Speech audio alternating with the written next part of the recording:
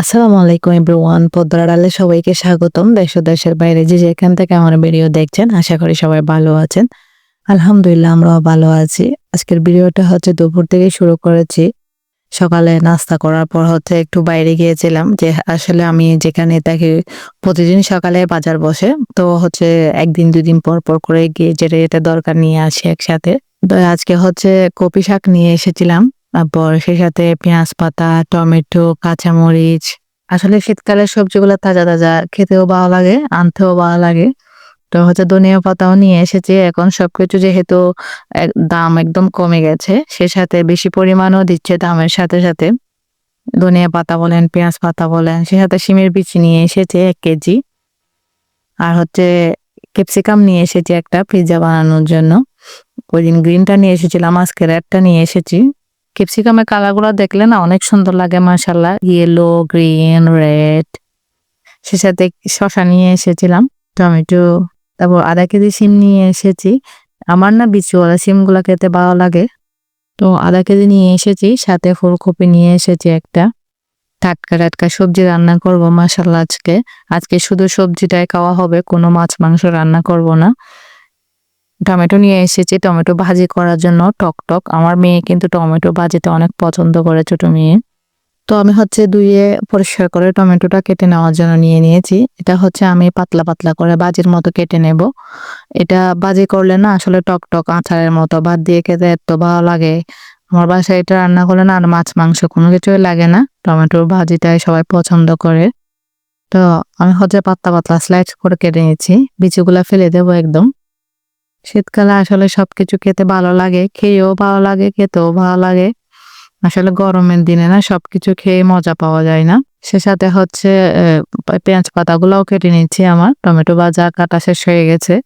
এখন হচ্ছে পেঁয়াজ পাতা কেটে রেখে দেব। সবগুলা কেটে একসাথে রেখে দিলে রান্না করতে সময় লাগে না বেশিক্ষণ, কাটা থাকলে। তো আমি হচ্ছে একটা, একটা কেটে নিচ্ছি। পেঁয়াজ পাতা কেটে নিয়েছি। এখন হচ্ছে কাঁচামরিচগুলা লম্বা, লম্বা করে কেটে নেব ভাজিতে দেওয়ার জন্য। কারণ একটু ঝাল, ঝাল হলে টমেটো ভাজাটা না খেতে দারুণ হয় গরম ভাতের সাথে। এখন হচ্ছে ফুলকপিটা কেটে নিচ্ছি ভাজি করার জন্য। আজকে যেহেতু ঠান্ডা পড়তেছে, তার কারণে আজকে একটু বেশি পরিমাণে রান্না করব, আগামীকাল যেন রান্না করতে না হয়। তার জন্য হচ্ছে ফুলকপিটাও ভাজি কেটে নিচ্ছি। এটা কেটে নিয়ে এটাও ভাজি করে নেব। কারণ দেখা যায় না সকালে উঠতে উঠতে দেরি হয়ে যায়, তার কারণে দুপুরে রান্নাটাও দেরি হয়ে যায়। নাস্তা করার পর অন্যান্য কাজ, বাচ্চাদেরকে নাস্তা দেওয়া, নিজে খাওয়া, ঘরের কাজ সেরে রান্না করতে না একটু লেট হয়ে যায়। তার কারণে আজকে একটু বেশি পরিমাণে ২-৩টা সবজি রান্না করে নেব। ফুলকপি হচ্ছে আমার অফ ক্যামেরায় আমি কেটে নিয়েছি, সবগুলা কমপ্লিট। এখন হচ্ছে রান্নাতে চলে এসেছে। আসলে ডিটেলসে দেখা গেলে অনেক লম্বা টাইম লাগে। তার কারণে অফ ক্যামেরায় হচ্ছে আমি সবকিছু একদম ধুয়ে পরিষ্কার করে রেডি করে নিয়েছি। এখানে হচ্ছে ফুলকপি ভাজিগুলো আমি চিংড়ি শুটকি দিয়ে ভাজি করতেছি। তো হচ্ছে এখন একটু নেড়ে চেড়ে দিয়ে হচ্ছে ফুলকপিগুলা দিয়ে দিব। দিয়ে নেড়ে ছেড়ে দিয়ে হচ্ছে ৫ মিনিটের জন্য ফুলকপিগুলো একদম মিডিয়াম লো হিটে রেখে দেব, যেন ভিতরে, ভিতরে এগুলা নরম হয়ে আসে। যেহেতু আমি ভাজি তরকারির মধ্যে কখনো পানি ইউজ করি না, একটু তেলটা বাড়িয়ে দিই, পেঁয়াজ, তেল এগুলাই। সাথে হচ্ছে টমেটো, কাঁচামরিচ ফালি করে দিয়েছি একটু জাল জাল হওয়ার জন্য, ওগুলোও বসিয়ে দিচ্ছি। আর অপর চুলায় হচ্ছে আমি হলো ভাজাটা বসিয়ে দেব। টমেটো ভাজার মধ্যে রসুনের পরিমাণটা একটু বেশি লাগে। রসুন, পেঁয়াজ সবকিছু দিয়ে দিয়েছি। এখন হচ্ছে টমেটো ভাজাটা দিয়ে দিব। দিয়ে হচ্ছে পেঁয়াজ পাতা দিয়ে দিব। আবার খালি করে কাঁচামরিচ দিয়ে দিয়েছি। দিয়ে নেড়ে ছেড়ে হচ্ছে আমি এখন ঢাকনা দিয়ে গুঁড়ে দেব।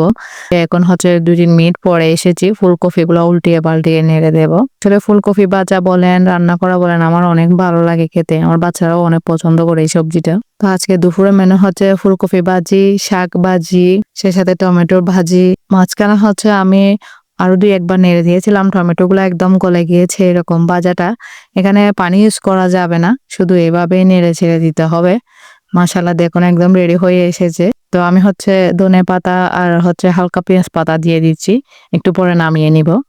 নেড়ে ছেড়ে দিয়ে হচ্ছে আমি নামিয়ে নিব টমেটো ভাজাটা। এর ফাঁকে হচ্ছে বেসিনের ধোয়াপালা শেষ করে বেসিন ভালো করে ধুয়ে হচ্ছে কপি শাক নিয়ে এসেছিলাম। ওটা হচ্ছে পানিতে ভিজিয়ে রাখতেছি ২-৩ মিনিটের জন্য, যেন বালিগুলা নিচে পড়ে যায়। তারপর হচ্ছে ভালো করে ওয়াশ করে কেটে নেব। শাক হচ্ছে আমি ভাত খাওয়ার আগে গরম গরম ভেজে নিই, যেন সাথে সাথে খেতে পারি। আর দুপুরে খাওয়া দাওয়াটা হচ্ছে আপনাদের সাথে আর শেয়ার করা হয়নি। এটা হচ্ছে সন্ধ্যার দিক দিয়ে আমি হচ্ছে পেঁয়াজ, টমেটো, ধনিয়া পাতা কেটে নিয়েছি জাল ফোকা বানানোর জন্য। এখানে হচ্ছে লবণ দিয়ে একটু কচলে ময়দা দিয়ে দিচ্ছি, সাথে দিয়ে দিচ্ছি বেকিং পাউডার। জাল পোকাটা না একদম গরম গরম খেতে অনেক মজা। আসলে ঠান্ডার টাইমে সন্ধ্যার খাবারগুলো অনেক ভালো লাগে জাল জাল হলে। কিন্তু আমার জাল পোকা রেডি হয়ে গেছে একদম 5 মিনিটের মধ্যে পারফেক্ট ভাবে। এখন হচ্ছে টিচারকে আগে দিয়ে দিচ্ছি, পরে আমরা খাবো।